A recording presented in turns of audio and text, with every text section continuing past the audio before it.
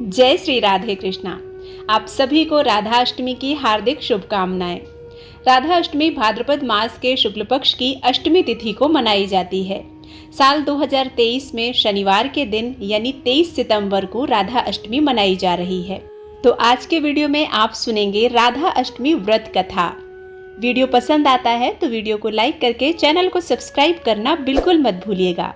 Bell button press कीजिए ताकि नए वीडियोस आप तक रोज पहुंच सकें।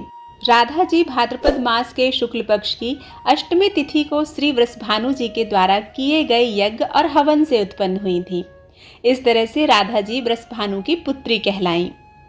राधा जी को अलग अलग नामों से भी जाना जाता है।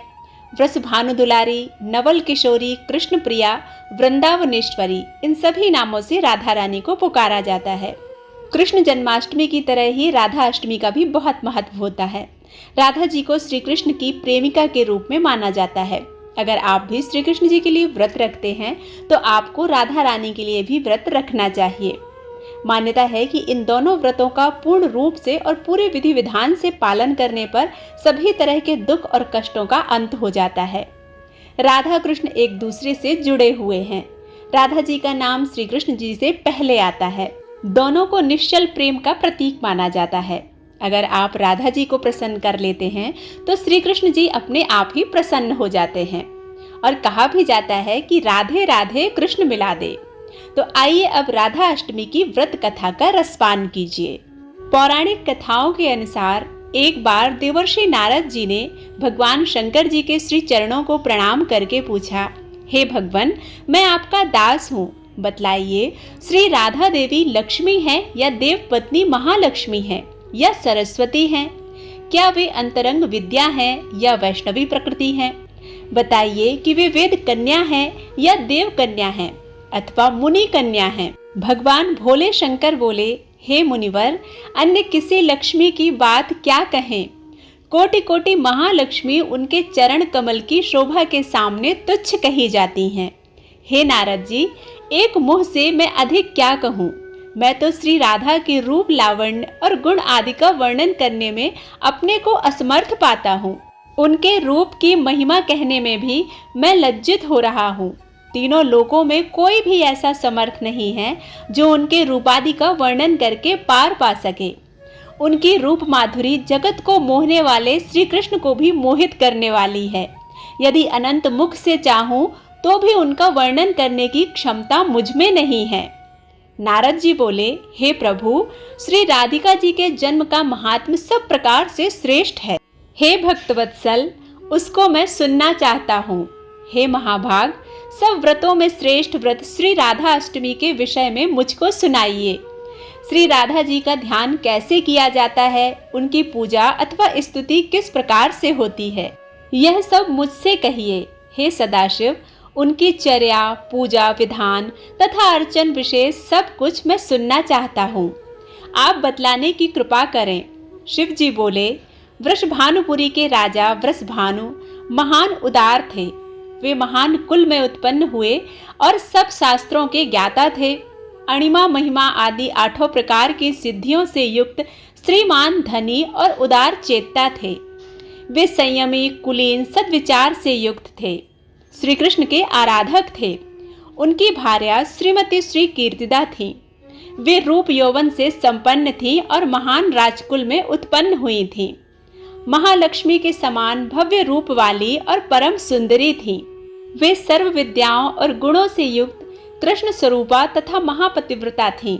उनके ही गर्भ से सुबदा भाद्रपद की शुक्लाष्टमी को मध्याह्न काल में श्री वृंदावनेश्वरी श्री राधिका जी प्रकट हुई।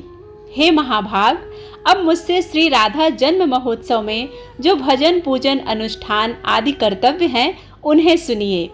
सदा श्री राधा जन्माष्टमी के दिन व्रत रखकर उनकी पूजा करना चाहिए। श्री राधा कृष्ण के मंदिर में ध्वजा, पुष्पमाल्य, वस्त्र, पताका, तोरण आदि नाना प्रकार के मंगल द्रव्यों से यथाविधि पूजन करना चाहिए।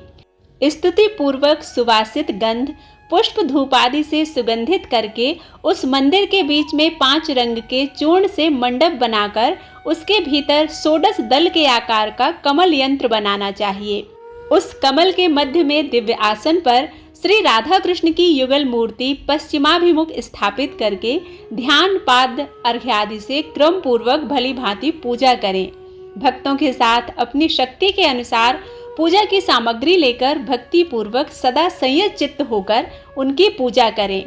भगवान शिव के मुखारविंद से श्री राधा रानी की महिमा का गुणगान सुनकर देवर्षि नारद प्रसन्न हृदय से गदगद होकर भगवान शिव को प्रणाम करके अपने यथास्थान प्रस्थान कर गए। राधा अष्टमी व्रत की दूसरी पौराणिक कथा के अनुसार राधा माता गौलोक में श्री कृष्ण के साथ निवास करती थीं। एक बार देवी राधा गौलोक से कहीं बाहर गई थीं। जब वापस आई तो देखा कि श्री कृष्ण भगवान गौलोक में नहीं हैं। उस समय भगवान श्री कृष्ण अपनी एक सखी विराजा के साथ गौलोक में घूम रहे थे। यह बात जब राधा जी को मालूम हुई तो उन्हें बहुत गुस्सा आया। वो सीधे उनके पास पहुंच गई। वहां पहुंचकर उन्होंने भगवान श्री कृष्ण को काफी भला बुरा कहा। राधा जी का यह व्यवहार भगवान श्री कृष्ण के मित्र श्री दामा को बुरा लगा और उन्होंने राधा को पृथ्वी पर जन्म लेने का श्राप दे दिया। राधा रानी को इतने गुस्से में देखकर कृष्ण भगवान की सखी विराजा भी वहां से चली गई। इस श्राप के बाद राधा ने बदले में श्री दामा को श्राप देते हुए राक्षस कुल में जन्म लेने का श्राप दे दिया। राधा रानी के द्वारा दिए गए श्राप के कारण ही श्री दामा का जन्म शंखचूर्ण दानव के रूप में हुआ था। श्री दामा दानव के रूप में जन्म लेने के बाद भी भगवान विष्णु के अनन्य भक्त बने रहे। वहीं दूसरी ओर राधा रानी ने भी पृथ्वी पर वृषभानु के घर में पुत्री के रूप में जन्म लिया। लेकिन राधा रानी वृषभानु की पत्नी देवी कीर्ति के गर्भ से नहीं जन्मी थी। असल में जिस समय श्री दामा और राधा रानी ने एक दूसरे को श्राप दिया, तब भगवान श्री कृष्ण ने राधा रानी से कहा कि आपको पृथ्वी पर देवी कीर्ति और वृषभानु की पुत्री के रूप में रहना है। भगवान श्री कृष्ण ने राधा रानी से कहा कि जब आप विवाह के योग्य हो जाएंगी तो आपका विवाह मनुष्य के अवतार में रायाण नामक एक वैश्य से होगा। वह भी मेरे अंशावतारों में से ही एक होगा। आप धरती पर भी मेरी प्रियतमा बनकर ही रहेंगी, परंतु हम दोनों को वहां बिछड़ने का दुख सहना पड़ेगा। भगवान श्री कृष्ण राधा रानी से कहते हैं, हे राधा रानी, अब आप धरती पर जन्म लेने की तैयारी करें।